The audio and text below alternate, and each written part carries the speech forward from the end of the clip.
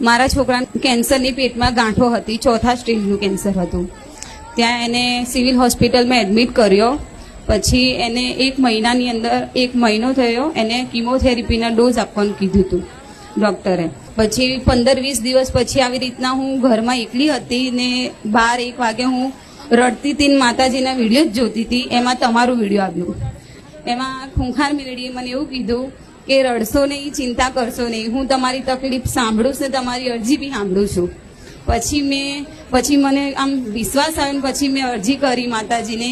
ત્યારે મારા છોકરાને 10 દિવસ સુધી રેગ્યુલર એને ફૂલ તાવ આવતો હતો હોસ્પિટલમાં, ને ડૉક્ટરે કીધું હતું કે આનો તાવ કંટ્રોલ થશે ત્યારે એના ડોઝ ચાલુ અમે કરીશું. એને ઇન્જેક્શનો દવાઓ હેવી લગાવે પણ તાવ એને ઉતરતો જ નહોતો અને એની દવા ચાલુ થતી બી નથી. પછી મેં કીધું કે માં મને એક અનુભવ કરાવી દેજો માં, કે મારા છોકરાને સવાર ઉગતા ઉગતા એનો તાવ ખાલી એનો મટાડી દેજો તો માં હું આમ મને ખુશ કરી દેજો માં, મારા છોકરાને સારું થયું. પછી એને બીજા જ દિવસે એનો તાવ એનો ગાયબ થઈ ગયો. 9 મહિના જેવા માના પેટમાં રહે છે ત્યાં 9 મહિના દવાખાને રહીને આવ્યો છે મારો છોકરો ને એને નવું જીવન મળ્યું છે ને અત્યારે બધા જ રિપોર્ટ એના સારા આવી ગયા છે. 3 વર્ષનો બાબો થયો. અને સપનામાં આવ્યા હતા મને 2 વાર તમે આવ્યા માતાજી. પહેલા કીધું તું મને આવી રીતના 5 રવિવાર ભર્યા પછી આવતા જતા હું રહેતી હતી જ અહીંયા, હર રવિવારે હું આવતી હતી.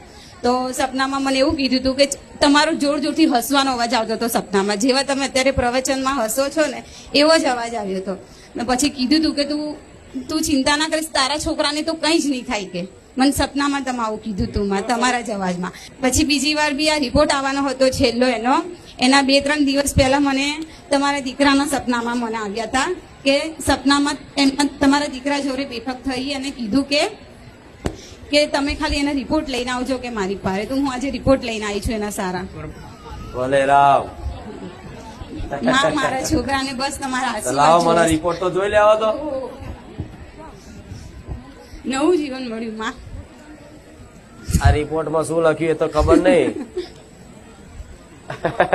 પણ આ રિપોર્ટ ફેરવાઈ ગયો જાતનો અનુભવ. હા આ શું ખોટું? સાચું માં સાચું. કેટલી ગાંઠો કીધી હતી ડોક્ટરે? ઘણી બધી ગાંઠો હતી ડોક્ટર, 4થા સ્ટેજનું એટલે ઘણી બધી ગાંઠો હતી. બસ 4થા સ્ટેજનું કેન્સર એટલે છેલ્લી અવસ્થા, કે એનો ઈલાજ અસંભવ લાગે, રિસ્ક ઉપર, જોખમ ઉપર. તમે આવી શ્રદ્ધા અને વિશ્વાસ મારા પ્રત્યે, મારા ધામ પ્રત્યે રાખો છો અને ખૂબ હરખ રાખ્યો.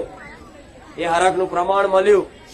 પણ એવા આશીર્વાદ આલું છું કે હવે તમારા દીકરાને ક્યારેય કોઈ તકલીફ ના થાય. બસ તમારા એ જ આશીર્વાદ જોઈએ છે.